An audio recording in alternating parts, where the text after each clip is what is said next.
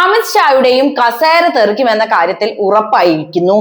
പാർലമെന്റിൽ കയറാതിരുന്നതിനും വിദ്യാർത്ഥികളെ തല്ലിച്ചതച്ചതിനും നിങ്ങൾ കൊടുക്കേണ്ട വില കസേര തന്നെയാണല്ലോ എന്ന് ആലോചിക്കുമ്പോഴാണ് ചെറിയൊരു വിഷമം. പഴയ BJP-യുടെ ദേശീയ പ്രസിഡന്റ് സ്ഥാനത്തേക്ക് തന്നെ നിങ്ങൾക്ക് പോകേണ്ടി വരും, അല്ലാതെ മറ്റൊന്നും ചെയ്യാനില്ലോ. കാരണം പിള്ളേര് ഡബിൾ സ്ട്രോങ് ആണ്. നിങ്ങൾ തെറ്റിദ്ധരിച്ചതാണ് അവരൊന്നുമല്ല എന്ന്. ഇപ്പോൾ എന്തായി? രാഹുൽ ഗാന്ധിയെ കളിയാക്കിയവർക്ക് ഇപ്പോൾ മിണ്ടാട്ടം ഒന്നുമില്ലാതിരിക്കുന്നു. എന്താണ് സംഭവം എന്നല്ലേ നിങ്ങൾ ചോദിക്കുന്നത്? നമുക്ക് വിശദമായിട്ട് തന്നെ എന്താണ് സംഭവിക്കുന്നത് നോക്കാം. കുറച്ച് മാസങ്ങൾക്ക് മുൻപ് നടന്ന ലോക്സഭാ സമ്മേളനത്തിലെ ആ രംഗം നമ്മൾ ആരും അധികം മറന്നിട്ടുണ്ടാവില്ല. പ്രതിപക്ഷ നേതാവായ രാഹുൽ ഗാന്ധിയെ വ്യക്തിപരമായി അധിക്ഷേപിക്കാനും ചെറുതാക്കി കാണിക്കാനും കേന്ദ്ര ആഭ്യന്തരമന്ത്രി അമിത് ഷാ സഭയിൽ എഴുന്നേറ്റ് നിന്നു. പാർലമെന്റിലെ രാഹുൽ ഗാന്ധിയുടെ ഹാജർ നില ചൂണ്ടിക്കാണിച്ചായിരുന്നു ആ ആക്രമണം. സഭ ചേരുമ്പോൾ പകുതി സമയവും രാഹുൽ ഗാന്ധി ഓടി ഒളിക്കുകയാണെന്നും ഹാജർ നില വെറും പകുതി മാത്രമാണെന്നും കൃത്യമായ കണക്കുകൾ നിരത്തി അമിത് ഷാ അന്ന് പരിഹസിച്ച് ചിരിച്ചിരുന്നു. ഭരണപക്ഷത്തെ അംഗങ്ങൾ മേശപ്പുറത്തടിച്ച് ആ പരിഹാസത്തെ ആഘോഷമാക്കി മാറ്റുകയും ചെയ്തു. എന്നാൽ ആ വാക്കുകൾ വെറും 5 മാസങ്ങൾക്കപ്പുറം അതിനേക്കാൾ വലിയ ശക്തിയോടെ ഒരു തിരിച്ചടിയായി സ്വന്തം നേരെ തന്നെ തിരിഞ്ഞു കത്തുന്ന ഒരു അവസ്ഥയിലേക്കാണ് രാജ്യം എത്തിയത്. അതായത് അമിത് ഷാക്ക് ഇപ്പോൾ നേരിടേണ്ടി വന്നത് അതേ ഹാജർ പ്രശ്നം തന്നെയാണ്. മഴക്കാല സമ്മേളനത്തിന്റെ ഞെട്ടിക്കുന്ന കണക്കുകൾ പുറത്തു വന്നപ്പോൾ രാജ്യം ഒന്നടങ്കം അമ്മരന്നുപോയി. ആകെ 19 ദിനങ്ങളാണ് പാർലമെന്റ് സഭ ചേർന്നിട്ടുള്ളത്. രാജ്യത്തെ ബാധിക്കുന്ന 100 കണക്കിന് വലിയ വിഷയങ്ങളും ജനങ്ങളുടെ ദാരുണമായ പ്രശ്നങ്ങളും അവിടെ ചർച്ച ചെയ്യപ്പെടേണ്ടതായിരുന്നു. അതിനാണല്ലോ നമുക്ക് പാർലമെന്റ്. അവിടെ നമ്മൾ ജനപ്രതിനിധികളെ അയക്കുന്നത് അതിനു വേണ്ടി തന്നെയാണ്. കോടിക്കണക്കിന് ജനങ്ങൾ വോട്ട് ചെയ്ത് വിജയിപ്പിച്ചു വിട്ട ജനപ്രതിനിധികൾ രാജ്യത്തിന്റെ കോണുകളിൽ നിന്ന് അവിടെ എത്തിച്ചേർന്നിരുന്നു. എന്നാൽ ഈ 19 ദിവസങ്ങൾക്കിടെ രാജ്യത്തിന്റെ ആഭ്യന്തരമന്ത്രിയായിട്ടുള്ള അമിത് ഷാ ലോക്സഭയിൽ ചെലവഴിച്ചത് എത്ര സമയമാണെന്ന് നിങ്ങൾക്കറിയാമോ? സമ്മേളനത്തിന്റെ അവസാന ദിവസം വന്ദേമാതരം പാടി സഭ പിരിയുന്നതിന് തൊട്ടു മുൻപുള്ള വെറും 4.5 മിനിറ്റ് മാത്രമാണ് അമിത് ഷാ ലോക്സഭയിൽ ഉണ്ടായത്. ഈ അമിത് ഷാ ആണ് അന്ന് രാഹുൽ ഗാന്ധിയെ കളിയാക്കിയതെന്ന് ഓർക്കണം. അതെ, വിശ്വസിക്കാൻ നമുക്ക് പ്രയാസമായിരിക്കും അല്ലെ? വെറും 4.5 മിനിറ്റോ? അതും നമ്മുടെ അമിത് ഷാ. രാജ്യത്തിന്റെ ആഭ്യന്തര സുരക്ഷയും അതിർത്തികളിലെ പ്രശ്നങ്ങളും ക്രമസമാധാനവും കൈകാര്യം ചെയ്യുന്ന പ്രബലനായ ഒരു മന്ത്രി ജനങ്ങളുടെ പരമോന്നത സഭയിൽ നിന്ന് ആ മാസങ്ങളിൽ പൂർണ്ണമായും ഒളിച്ചോടുകയായിരുന്നു. രാഹുൽ ഗാന്ധിയുടെ ഹാജർ നിലയെ കളിയാക്കുകയും മാധ്യമങ്ങൾക്ക് മുന്നിൽ വിറപ്പിക്കുകയും ചെയ്ത അതേ നേതാവാണ് സ്വന്തം ഹാജർ നിലയുടെയും ഉത്തരവാദിത്തത്തിന്റെയും പേരിൽ ഇങ്ങനെ മുങ്ങി നടക്കുന്നത്. ചോദിക്കുന്ന ചോദ്യങ്ങൾക്ക് മുന്നിൽ ഉത്തരം നൽകാൻ കഴിയില്ലെന്ന പേടിയിലാണ് മന്ത്രിസഭയിലേക്ക് വരാതിരുന്നതെന്ന് ആർക്കാണ് മനസ്സിലാകാത്തത്? ഈ വർഷകാല സമ്മേളനത്തിലേക്ക് കേന്ദ്ര സർക്കാർ എത്തിയത് വലിയൊരു അഹങ്കാരത്തോടെയും ആത്മവിശ്വാസത്തോടെയും തന്നെയായിരുന്നു എന്ന കാര്യമാണ് നമ്മൾ ആദ്യം മനസ്സിലാക്കേണ്ടത്. അതായത് പ്രതിപക്ഷത്തെ പൂർണ്ണമായും തകർത്ത് തരിപ്പണമാക്കിയെന്ന ധാരണ ഭരണപക്ഷത്തിന് അന്ന് ഉണ്ടായിരുന്നു. മഹാരാഷ്ട്രയിലെ ശിവസേന ഉൾപ്പെടെയുള്ള പ്രബല പ്രതിപക്ഷ പാർട്ടികളിൽ വൻ പിളർപ്പുകൾ ഉണ്ടാക്കാൻ കേന്ദ്ര ഏജൻസികളെ ഉപയോഗിച്ച് ഭരണകൂടത്തിന് കഴിഞ്ഞിട്ടുണ്ടായിരുന്നു. തങ്ങൾക്കെതിരെ ശബ്ദമുയർത്തുന്ന നേതാക്കളെ ഭീഷണിപ്പെടുത്തിയും പ്രതിപക്ഷ സഖ്യങ്ങളെ തന്ത്രപരമായി ചിതറിച്ചും വിജയം കണ്ടെന്ന ധാർഷ്ട്യത്തിൽ തന്നെയായിരുന്നു അവർ. അതുകൊണ്ട് തന്നെ പാർലമെന്റിൽ തങ്ങളെ ചോദ്യം ചെയ്യാൻ ആരും ഉണ്ടാകില്ല എന്നും സഭയിൽ സ്വന്തം ഇഷ്ടപ്രകാരം കാര്യങ്ങൾ നടത്തിക്കൊണ്ടുപോകാമെന്നും കേന്ദ്ര സർക്കാർ ഉറച്ചു വിശ്വസിച്ചു. എന്നാൽ സഭ സമ്മേളിച്ച ആദ്യ ദിനം മുതൽ കണ്ടത് കേന്ദ്ര സർക്കാരിന്റെ അടിവേരുകൾ ഇളകുന്ന കാഴ്ചയായിരുന്നു. ചോദ്യങ്ങൾക്ക് മുന്നിൽ ഉത്തരം മുട്ടി സർക്കാരിന് വൻ രീതിയിൽ അടിപതർന്ന ദയനീയമായ ചിത്രമാണ് രാജ്യം കണ്ടത്. രാജ്യം മുഴുവൻ പുകഞ്ഞു കത്തുന്ന നിരവധി വിഷയങ്ങൾ അപ്പോൾ രാജ്യത്ത് കത്തി നിൽക്കുന്നുണ്ടായിരുന്നു.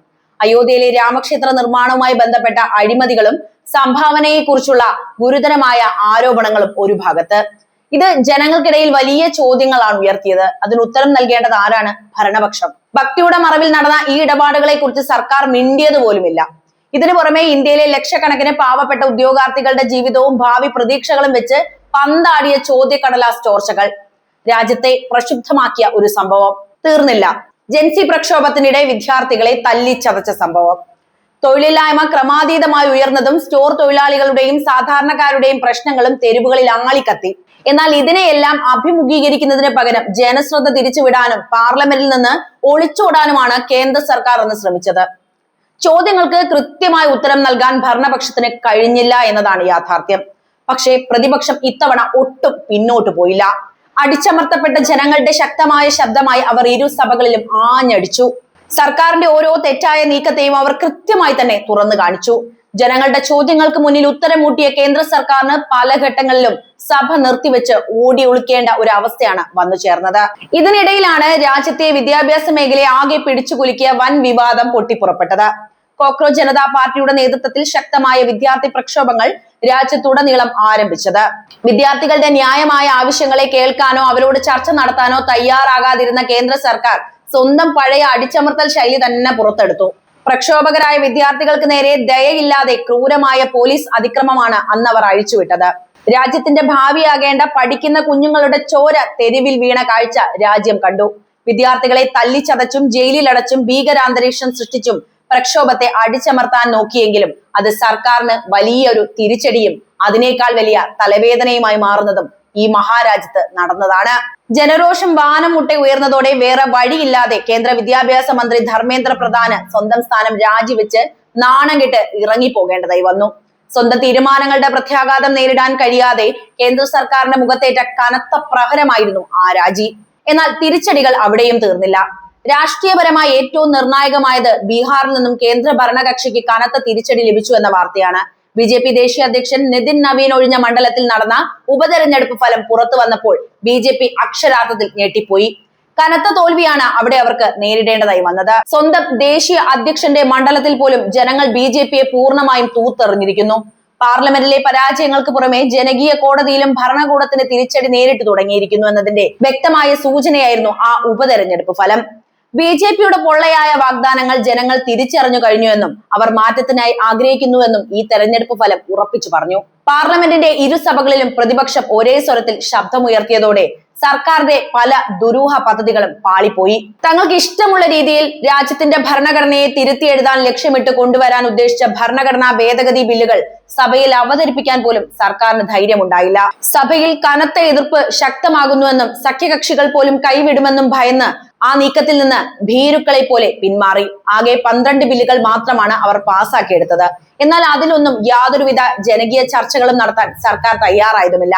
രാജ്യത്തെ ചെറുപ്പക്കാരുടെ ജീവിതം തകർത്ത ചോദ്യക്കടലാസ് ചോർച്ചയുമായി ബന്ധപ്പെട്ട ബില്ലിൽ മാത്രമാണ് അല്പമെങ്കിലും ചർച്ച അവിടെ നടന്നത്. ബാക്കി പ്രധാനപ്പെട്ട ബില്ലുകളെല്ലാം ജനാധിപത്യ മര്യാദകൾ കാറ്റിൽ പറത്തി ബഹളത്തിനിടയിൽ പാസാക്കിയെടുക്കുകയായിരുന്നു. ജനങ്ങളുടെ ആവശ്യങ്ങളെ കുറിച്ച് സംസാരിക്കാനോ നിയമങ്ങൾ നിർമ്മിക്കാനോ സർക്കാരിന് ഒട്ടും താല്പര്യവും ഉണ്ടായിരുന്നില്ല. പാർലമെന്റിന്റെ സമയം ഫലപ്രദമായി ഉപയോഗിക്കുന്ന കാര്യത്തിൽ കഴിഞ്ഞ ഒരു പതിറ്റാണ്ടിനിടെ ഏറ്റവും ദയനീയമായ പ്രകടനമാണ് ഈ കേന്ദ്ര സർക്കാർ കാഴ്ചവെച്ചത്. രാജ്യത്തെ കോടിക്കണക്കിന് വരുന്ന പാവപ്പെട്ട ജനങ്ങളുടെ നികുതി പണം ഉപയോഗിച്ച് നടത്തുന്ന പാർലമെന്റ് സമ്മേളനം യാതൊരു ഉത്തരവാദിത്വവും ഇല്ലാതെ അനാവശ്യമായി പാഴാക്കി കളയുകയായിരുന്നു അവർ. ജനങ്ങളുടെ കണ്ണീരും കഷ്ടപ്പാടുകളും ചർച്ച ചെയ്യാൻ ഭരണകൂടത്തിന് സമയം കണ്ടെത്താൻ കഴിഞ്ഞില്ല എന്ന യാഥാർത്ഥ്യം നമ്മൾ മനസ്സിലാക്കണം. പ്രതിപക്ഷത്തിന്റെ ചോദ്യങ്ങൾക്ക് കൃത്യമായ മറുപടി നൽകാൻ ആഭ്യന്തരമന്ത്രി തന്നെ സഭയിൽ നിന്ന് പൂർണ്ണമായും വിട്ടുനിന്നു. രാജ്യത്ത് ഇത്രയധികം വലിയ അഴിമതികളും ജനകീയ പ്രക്ഷോഭങ്ങളും അക്രമങ്ങളും നടന്നിട്ടും ആഭ്യന്തരമന്ത്രി എന്ന നിലയിൽ ഒരു വാക്കുപോലും സംസാരിക്കാൻ അമിത്ഷാ തയ്യാറായതുപോലുമില്ല. ജനങ്ങളോടും ഭരണഘടനയോടുമുള്ള ഈ വഞ്ചന രാജ്യത്തുടനീളം വലിയ പ്രതിഷേധത്തിന് കാരണമായി തീർന്നു. ഒരു കാലത്ത് രാജ്യത്തെ മുഴുവൻ വിറപ്പിച്ചിരുന്ന, തങ്ങൾ വിചാരിച്ചാൽ ഏതു നിയമവും നടപ്പിലാക്കാമെന്ന് അഹങ്കരിച്ചിരുന്ന ഒരു വലിയ സംഘമായിരുന്നു ഇവരെന്ന് ആദ്യം നിങ്ങൾ ഓർക്കണം. ഏത് ചോദ്യത്തിന് മുന്നിൽ നെഞ്ചു വിരിച്ചു നിൽക്കുമെന്ന് അവകാശപ്പെട്ടിരുന്ന ആഭ്യന്തരമന്ത്രിയാണ് ഇന്ന് സ്വന്തം സഭയെയും ജനപ്രതിനിധികളുടെ ചോദ്യങ്ങളെയും ഭയന്ന് ആരും കാണാതെ ഒളിച്ചോടുന്നത്.